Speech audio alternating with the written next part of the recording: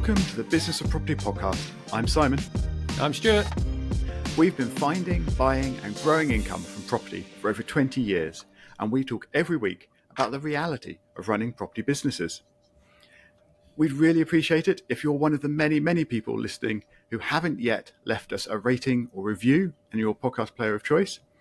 We always really appreciate receiving those. And this week, we are going to talk about the best property strategy to use, particularly the best property strategy to use to grow your existing property business. And I think, Stuart, you're going to sort of kick us off this week by talking through the three sort of main categories or groupings of potential property strategies that are out there. Yeah, we had a great conversation with Luke last week, and Luke was a great example of someone that had scaled a property business, growing a property business from buying some buy-to-lets in Liverpool 3.5 years ago to now working on a £6.4 million gross development value project. And that really got Simon and myself thinking about, what is the best strategy to use to scale. So before we get into that conversation, it's really when we talk about strategies, and I'm not overly keen on the word strategy for this, but we're going to use that word at the highest level. What can you do in property? So Simon and I talked about this, and at the highest level, you can buy and hold a property, you can buy and sell a property, and also you could provide services for property businesses. And by services, we're talking about people that find land. So I know people that work in this office that find land for other people, and they actually get planning on that land and then sell that to a developer. There are property sources. It's a very popular strategy used right now for people with lower funds. So they're the three groupings. And of course, the first question when we talk about buy and hold, one thing I also want to be clear on is that if you think about buying and holding a property, you've got a property which is then rented, which then may be serviced accommodation, it might be buy-to-let, it might be HMO. For rent-to-rent or, say, lease options, we would consider that the rent-to-renter is just between it's actually the superior landlord and you are the subleasing landlord. So that's where that sits in. And of course, that would also include commercial. So you can buy and hold commercial, you can buy and sell commercial, whether that turns into residential or not. So at the highest level, they're the groupings that we're talking about. Yeah, I mean, I think it's also interesting to think about how some of these can overlap as well.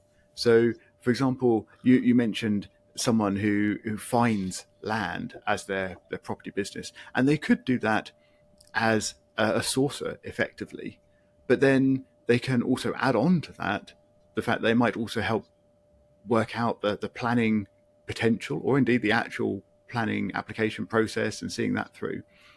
And then maybe they could develop that and become the actual purchaser of the land and effectively be flipping, but at a land level rather than at a sort of home level. And then you also get people who are in sort of the refurbishment market, and that can sort of either be in a buy and hold or a buy and sell strategy. And they could be taking the approach of finding those deals for other people, but then providing the refurbishment services as well. So it might be not just sourcing, but also refurbishing within that. So there could be multiple strands and multiple elements across these sort of overarching strategies. I think it makes it very, very difficult really to actually discuss the strategy that should be used or a single property strategy, because there are so many ways in which they do interact and overlap. And I think this brings us to the first point, because the first point that we want to make is that really it's about setting the intention, because what happens a lot in property, and also was brought out by Luke last week, and is certainly my experience, is that what happens is without intention being truly set, you go from one thing to the next, which is exactly what you're talking about. Because, I might find property for a person and go, well, actually, I found the property. I'm now speaking with developers. Why don't I start doing that? Well, what happens if you start doing that and then you realize, oh no, I absolutely hate doing that. And that's what we've talked about and shared examples of. And I think that is why the first point before we even think about, because it's like any other business. And, this is the Business of Property podcast. And the example I often use is that, I spoke with a guy who wanted independence, wanted to run his own business. And to get himself free, what he did was he purchased a coffee shop in a high street. He had basically, it was his, started working it. After 3 months, he sat down and he was desperately unhappy. And he worked out that the reason he was unhappy was because he hated early mornings. He hated getting up early because he always had to open up shop.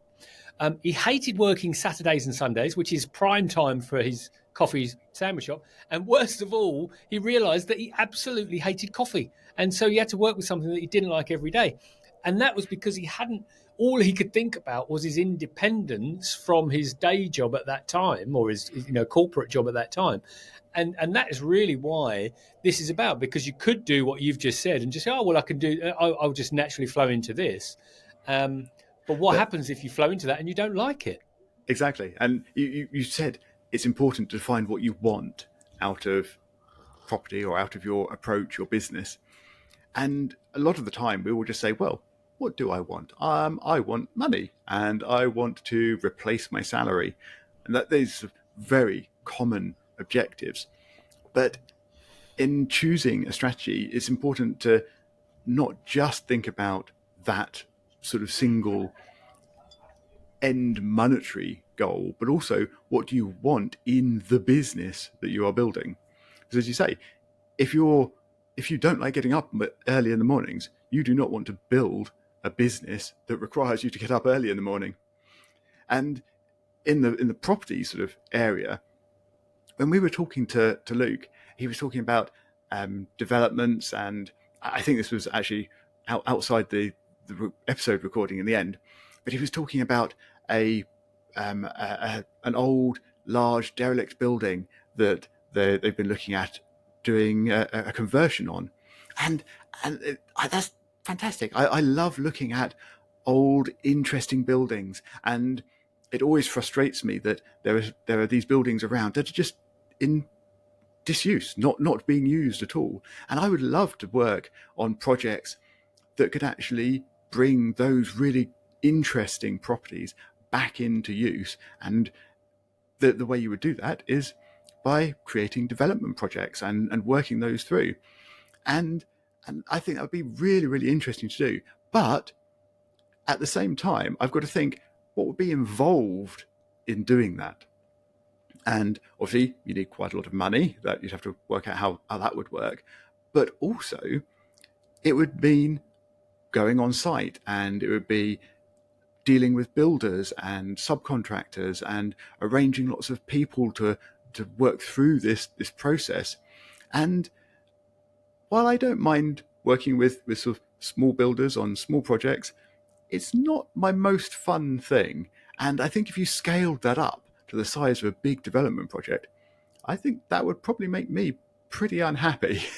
So while I would love to work on developments on interesting buildings and bringing them back into real use for people, I don't think that would actually be a good business strategy for me.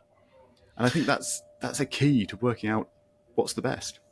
Well, it's really interesting. I don't want to go too far down this rabbit hole straight away, but actually, if I think about, so I've met and spoken with people that have, one buy to let, to people that have done 9-figure property developments, and so just for clarity, over £100 million being created. So I've met the spectrum, and it's interesting. So, for example, let's just take your example there to say, I'm going to have to do all the work. Well, actually, as we said with Luke, who's got a team of people around him, you don't necessarily have to do those things, and you could find the thing that it is you like. So it could be that you are the person that finds the building, looks at the building, and works with the people to develop that building into the thing that it's going to be. But there could be a project manager or whatever it is that manages the other subsets of the skills of the departments, if you like, of the people and bring that people that are going to bring that vision into fruition. So that's actually quite an interesting point, because we would get, actually, if we're thinking on a smaller scale, that's how we would think. It's like, okay, well, then I've got to deal with all of the tradespeople and everything else. But actually, if we're stepping up, that's not necessarily the case, as within any organisation that's grown over time. Yeah, I think that there's always a price for doing that, though. And you can say, yes, there's this bit over there I don't want to do. Like, for example, I'm going to buy lots of HMOs and I'm going to rent them all out, but I don't want to deal with any tenants. So I'll bring in agents, and that's great. They take away dealing with the tenants, mostly, probably. I might ask you about that in a moment. But the main thing they do, of course, is cost you. They'll cost you 10%, 12%, 15%, whatever it might be. And that, I think, makes the whole business model side of it, the financial business model side of that, then a bit harder to make work. So yes, you could do it, and that may well be the correct approach, but it does mean that it puts other pressures elsewhere in the business. So it's a balancing act, as with Which is so why many it things. comes back to setting the outcome and the intention. Because if so, again, Simon has built a buy-to-let portfolio of 5 properties. I have an owned portfolio of around 7 properties, so several properties. But that is, I also have a rent-to-rent side of the business, which is the same size. And so my objective has always been to recreate the corporate six-figure salary that I was on, and also to create income for when I'm older in relation to a pension. Now, of course, that could be done in myriad of ways. However, I quite felt that the HMO strategy was much better for quicker cash flow.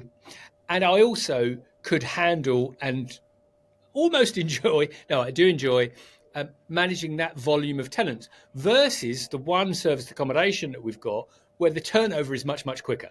So usually 2-3 nights. If we're lucky, we might get a 30 night.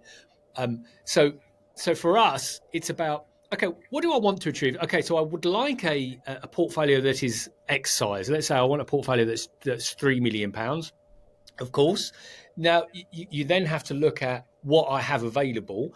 And again, using the example of recent guests and so on, yeah, I might have cash available, I might have time available, I might have knowledge.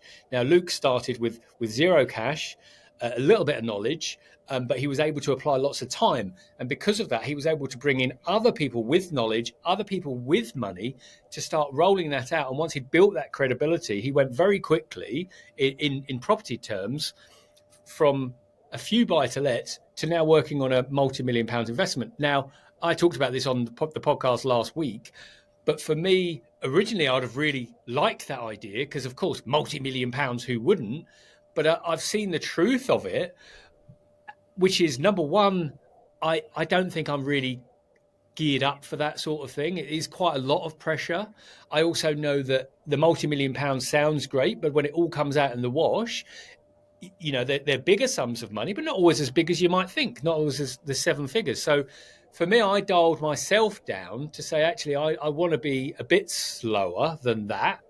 And actually, I don't want to go on to big housing developments. And I actually looked at those. So I thought, actually, I just don't think I'd enjoy it. And I kind of enjoy what I do. And of course, it has its challenges with everything else. And I think that was the first reality for me scaling a business was I had to sit down and say, okay, if I have to scale a business, if I have to grow a business to, you know, £500,000 turnover, what would I prefer to do? And I said, actually, I've got the model working and I don't dislike it. So I'm going to grow it this way. Because at that time I could have, and I had an investor that was happy to invest very high 6-figure sums in developments. So I could have gone that route. Or I could have just kept cutting and pasted the buy-to-let model, which had worked for me, but with someone else's funds and worked it through that way. So before we even think about strategy, it's what would I like to do and enjoy doing, as well as what do I think is possible for me? Yeah, it's all about playing to our strengths, really, isn't it? And not just sort of saying, well, this is my financial goal, and hence I will try and brute force my way through lots of horrible things to achieve it, but also choosing what's right for the individual. And there are just so many examples of how you can get this wrong, and it's so quite often you don't know in advance as well. So I mean, it's brilliant to look at a list of all potential property strategies and say, okay, I'd love to do development, but I don't really want to have to deal with builders every day, so perhaps I won't do that. But there might be other situations where you think it's a fantastic idea, a fantastic strategy, but you just don't realize what's involved. And it takes time and experience mostly to work that out. I mean, we know someone who many years ago now was in property and decided to set up a letting agency. And this is not Julia, our recent guest, who set this up with a very, very different approach to it. But this other person set up this letting agency, and they were running a successful letting agency. From a business point of view, it was working. However, they discovered that it just wasn't the correct fit for them. They didn't like running that kind of business. And sometimes you just have to work this out through experience, through trial and error. And I think for lots of people sort of at the point of wanting to scale their property business, hopefully they've already tried a few things, they've already got a bit of experience, and they've already worked out some of the things that do work or don't work for them as an individual. So I think it is important to consider where you've got to already and bring that into your factoring as where you want to go forwards. Yeah. And I think, for example, Stuart, you thought that, or you have decided for a long time now to be following the HMO route, but with that comes a lot of things like, for example, maintenance issues, which you're not enjoying quite as much. So I think when you're looking to now grow, how are you adapting so that you can grow your business without having to put up with the bits you don't like so much?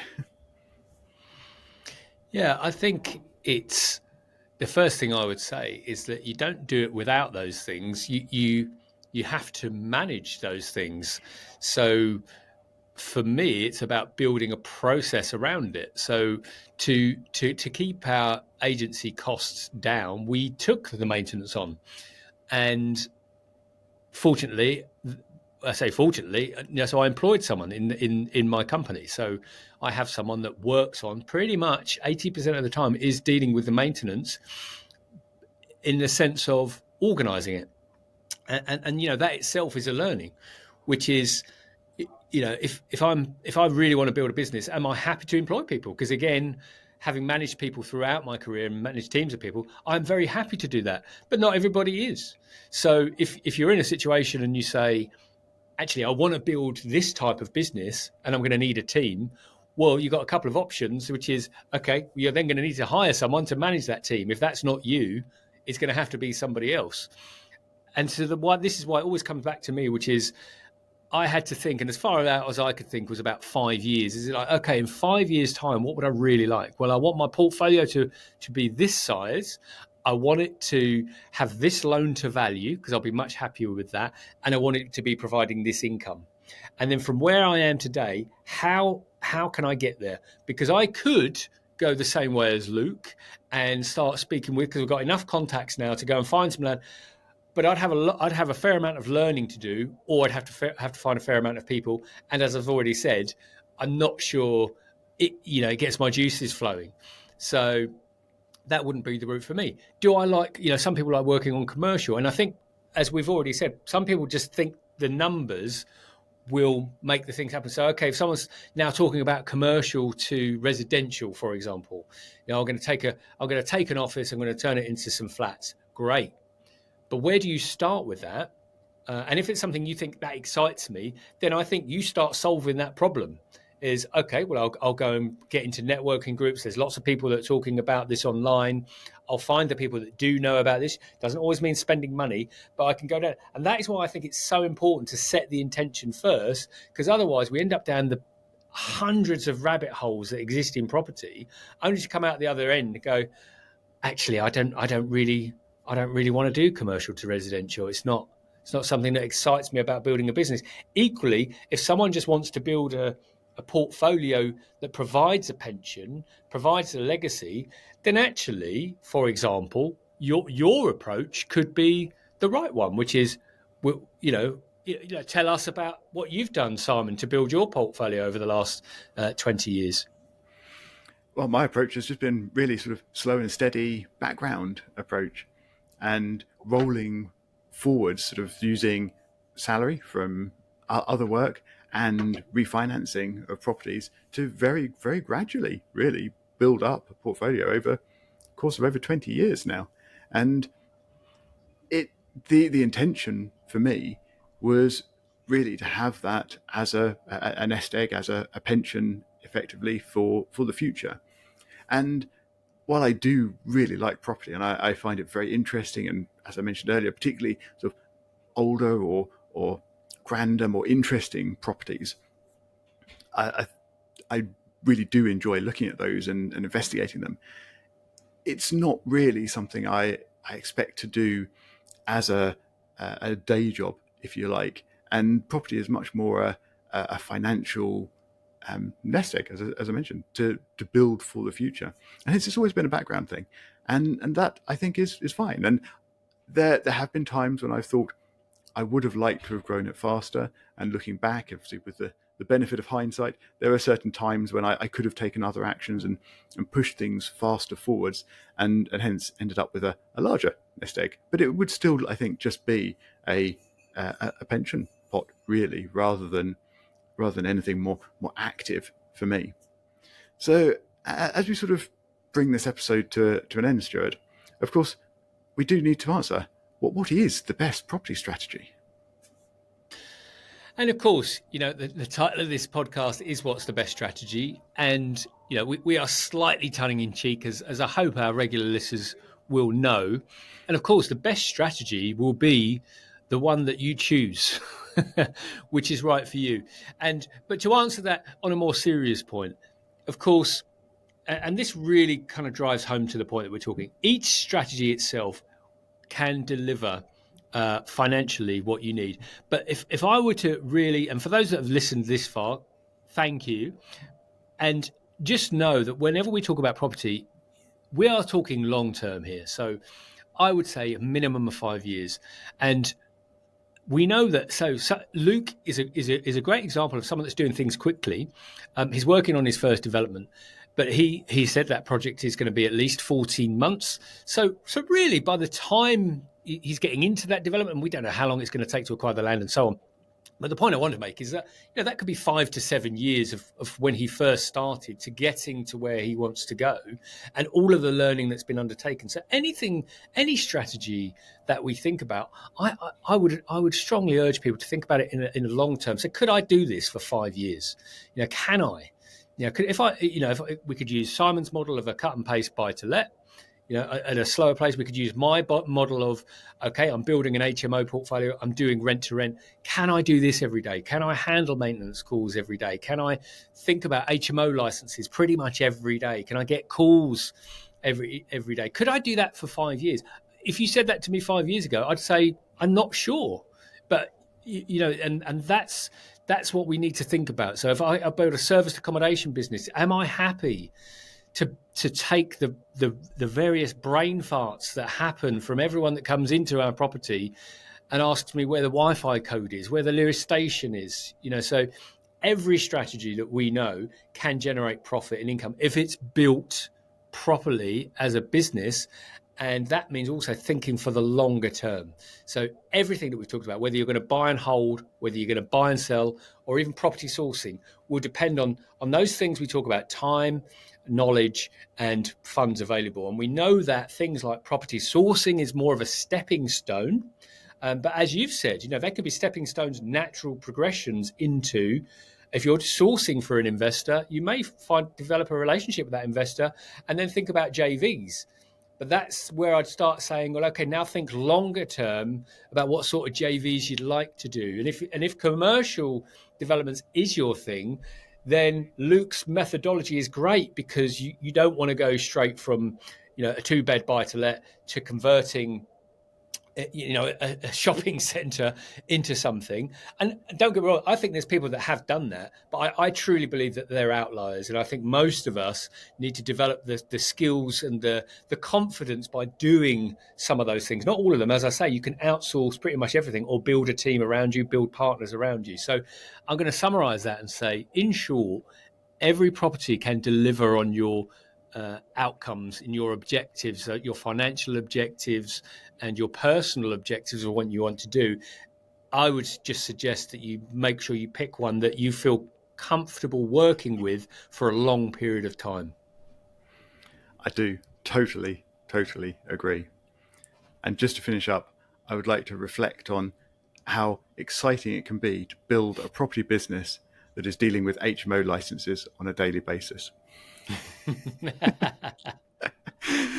Please do email your thoughts to us, your own best favourite property strategies, and maybe let us know how you're planning to grow your property business. We are available on show@thebusinessofproperty.com, and Stuart and I will talk to you again next week.